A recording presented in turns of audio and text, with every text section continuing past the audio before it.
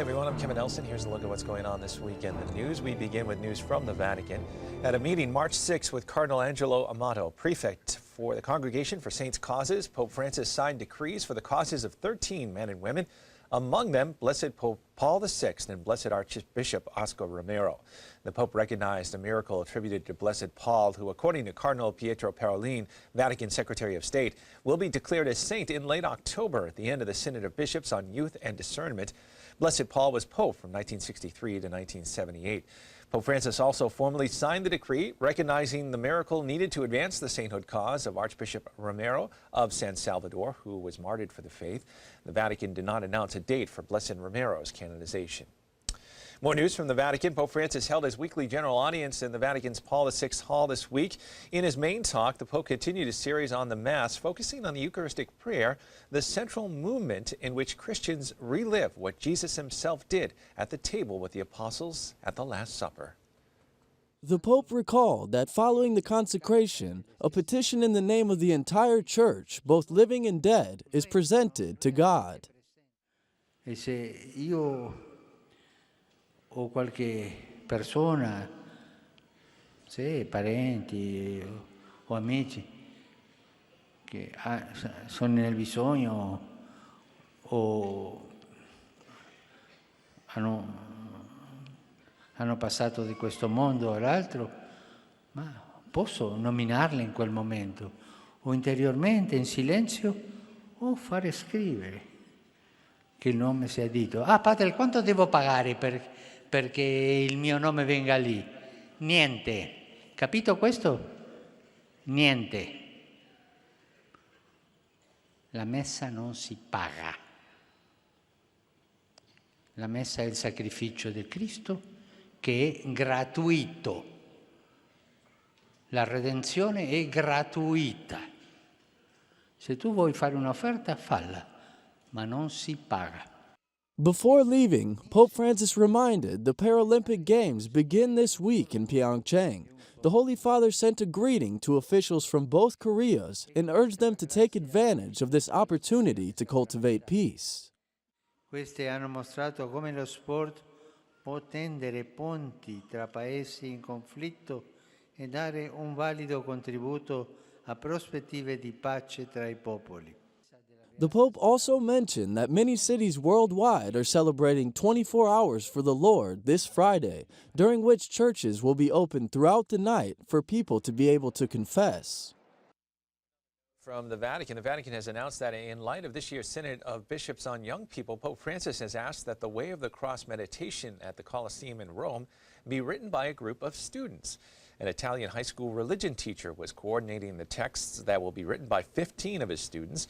The Vatican said that the Pope wanted today's younger generation to reflect on the Passion of Christ. Each year, the Pope asks a different person or group of people to write the meditations for the nighttime Holy Week event at Rome's Coliseum.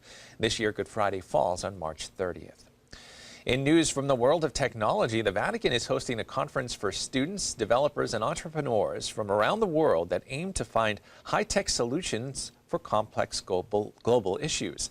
The conference, entitled VHacks, a hackathon at the Vatican, is a sprint-like event in which multidisciplinary teams collaborate to create solutions under a time constraint.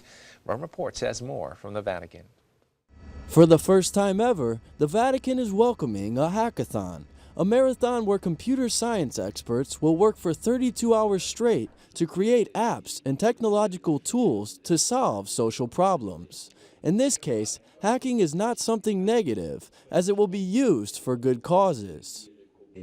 Nearly 120 computer science students from 60 universities worldwide will sit in front of their screens and try to provide solutions in 3 areas: social inclusion, interfaith dialogue, and migrants and refugees.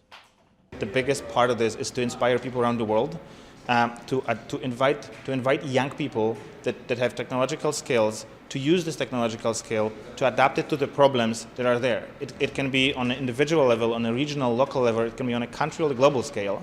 We just hope to inspire people, to invite youth to use technical skills to address the common causes, common problems in any type of situation and region. For example, if somebody has lost their documents, is there an app that could help them recover their documents or get a temporary document that they need.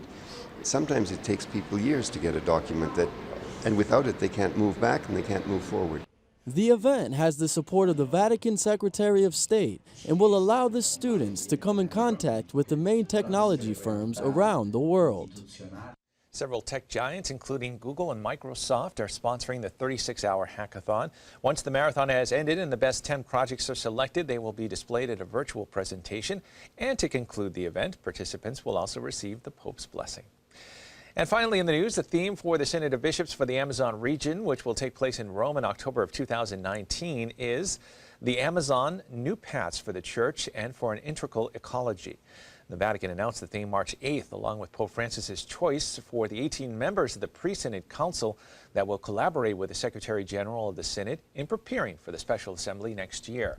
Among the 18 new members of the Synod Council are 3 cardinals, 13 bishops, 1 nun, and a layman. The majority of them are from countries in the Amazon region. The Pope has said that the Synod will seek to hear the voice of those living in the Amazon region and identify new paths of evangelization, especially for indigenous people who are often forgotten and left without the prospect of a peaceful future. The Amazon rainforest is the largest in the world, covering more than 2.1 million square miles in South America. Well, that is all the information we have for you this time. I'm Kevin Elson. Don't forget, you can keep up to date on Catholic news throughout the week with Catholic Newsbreak right here on the Catholic TV Network.